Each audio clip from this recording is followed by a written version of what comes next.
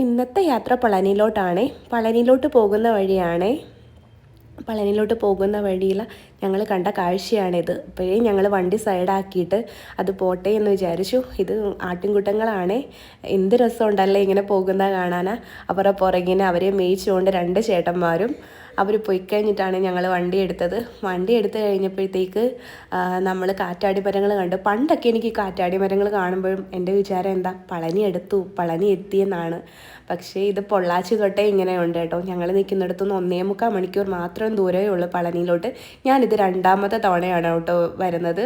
ചേട്ടനും ചേച്ചിയും വന്നപ്പോൾ ഇവർക്ക് ഇവിടെ പളനി വരണമെന്ന് ഭയങ്കര ആഗ്രഹമായിരുന്നു. അപ്പം ഞങ്ങൾ വിചാരിച്ചു നമുക്ക് വരെ പളനി കൊണ്ടുവരാം. 1.25 മണിക്കൂർ മാത്രം ദൂരമേ ഉള്ളൂ. അങ്ങനെ നമ്മൾ പളനിയിലെത്തി. നമ്മൾ വീട്ടിൽ നിന്ന് ഒരു 5 മണിയൊക്കെ ആയപ്പോഴത്തേക്കാണ് ഇറങ്ങിയത് കേട്ടോ. അടുത്തുള്ള ഒരു ഈച്ചനാരി ക്ഷേത്രം ഉണ്ട്, ഒരു ഗണപതി ക്ഷേത്രം, അവിടെയും കൂടെ കയറിയിട്ടാണ് നമ്മൾ വന്നത്. നമ്മളിവിടെ പളനിയിലെത്തി ഇറങ്ങി കഴിഞ്ഞപ്പോഴത്തേക്ക് കുറച്ച് മുല്ലപ്പൂ വാങ്ങിക്കാമെന്ന് വിചാരിച്ചു കേട്ടോ. ചേച്ചിയുടെ ആഗ്രഹമായിരുന്നു മുല്ലപ്പൂ വേണമെന്ന്. ചേച്ചിക്ക് ആദ്യം വാങ്ങിച്ചു കൊടുക്കാമെന്ന് വിചാരിച്ചു. ചേച്ചി വാങ്ങിക്കുന്ന കണ്ടപ്പം എനിക്കൊരാഗ്രഹം ഉണ്ടായിരുന്നു കേട്ടോ. എനിക്ക് മുല്ലപ്പൂ അത്ര വലിയ ഇഷ്ടമൊന്നുമില്ല. ഞാൻ പിന്നെ മറ്റേ ആ റെഡ് കളറിലെ പൂവില്ലേ അത് വാങ്ങിക്കാമെന്ന് വിചാരിച്ചു. ചേച്ചി പൂവൊക്കെ വെച്ച് സുന്ദരി കുട്ടിയായിട്ട് പോകാനായിട്ട് ഇങ്ങനെ റെഡി ആയിട്ട് നിൽക്കുക കേട്ടോ. പിന്നെ എനിക്ക് വാങ്ങിച്ചത് ഇതാണേ. എനിക്ക് ആ ചുമല പൂവും അതുകൊണ്ട് തന്നെ തുളസിയും കൂടെ മിക്സ് ചെയ്തിട്ടാണ് വെച്ചത്. എനിക്ക് പൂച്ചൂടുന്നൊന്നും വലിയ ഇഷ്ടമൊന്നുമില്ല കേട്ടോ. പക്ഷെ എനിക്ക് ഈ പൂ കണ്ടപ്പോഴത്തേക്ക് എനിക്ക് എന്താണെന്ന് അറിയത്തില്ല, എനിക്ക് നന്നായിട്ട് ഇഷ്ടപ്പെട്ട്. എനിക്കിത് വെക്കണമെന്ന് തോന്നി. എൻ്റെ ഒരു ഔട്ട്ഫിറ്റ് ഇതാണ്. ഞാൻ സിമ്പിളായിട്ടൊരു ചുരിദാറാണ് ഇട്ടത്. കാരണം നമ്മൾ മല കയറുമ്പോൾ നല്ല ചൂടല്ലേ. ചൂടത്ത് ഇങ്ങനെയൊക്കെ ഉള്ള കോട്ടൺ ചുരിദാർ ഇടുന്നത് നല്ലതാണെന്ന് തോന്നി. അങ്ങനെ അതാണ് ഇട്ടത്. അത് കഴിഞ്ഞിട്ട് ഞങ്ങളെല്ലാവരും കൂടെ നടന്നു പോകുന്ന ഒരു ചായക്കടയിലോട്ടാണ്. എന്തെങ്കിലും ലൈറ്റായിട്ട് കഴിച്ചിട്ട് പോകാമെന്ന് വിചാരിച്ചു. അങ്ങനെ ഞങ്ങൾ ചായക്കടയിലെത്തി. ഒരു ഗ്ലാസ് ഹോർലിക്സും, ബാക്കി എല്ലാവരും ചായയാണേ കുടിച്ച്. എനിക്ക് ചായ അത്ര ഇഷ്ടമില്ല. അതുകൊണ്ട് ഒരു ഗ്ലാസ് ഹോർലിക്സും ഒരു വടയും കഴിച്ച്. നന്നൂസ് ഒരു സമൂസയാണ് കഴിച്ചത്.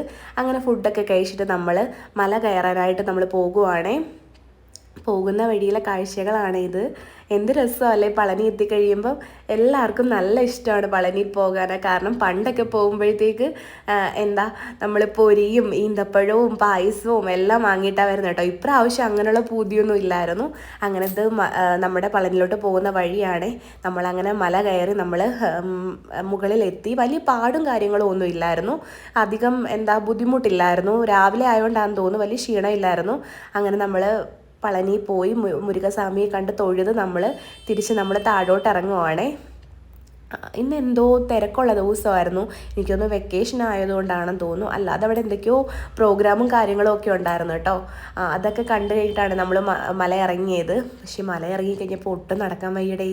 കാലിനൊക്കെ എന്ത് വേദനയാണെന്നറിയാം. കാലൊക്കെ നല്ലപോലെ ഷിവർ ചെയ്യുമായിരുന്നു. പക്ഷെ നമ്മളതൊന്നും ഒരു പ്രശ്നമില്ലായിരുന്നു കേട്ടോ. എല്ലാവരോടും ഇറങ്ങുമ്പോൾ നമ്മളതൊന്നും അറിയത്തില്ല. വർത്താനമൊക്കെ പറഞ്ഞ് എല്ലാവരോടും ഇറങ്ങി. നനൂസ് വരുന്ന വഴിയിൽ ഒരുപാട് വൊമിറ്റ് ചെയ്തായിരുന്നു. ഛർദി ഉണ്ടായിരുന്നു അവന്. അതുകൊണ്ട് അവന് നല്ല ബുദ്ധിമുട്ടായിരുന്നു. മുകളിലോട്ട് കയറാനും അതെ ഇറങ്ങാനും അതെ നല്ല ബുദ്ധിമുട്ടായിരുന്നു. അവൻ നന്നായിട്ട് റെസ്റ്റ് എടുത്തൊക്കെയാണ് കയറിയത്. അങ്ങനെ നമ്മുടെ പളനി യാത്ര അവസാനിക്കുകയാണ്. വീഡിയോ ഇഷ്ടപ്പെടുവാണെങ്കിൽ ലൈക്ക് ചെയ്യുക, ഷെയർ ചെയ്യുക, സബ്സ്ക്രൈബ് ചെയ്യുക. Okay, by.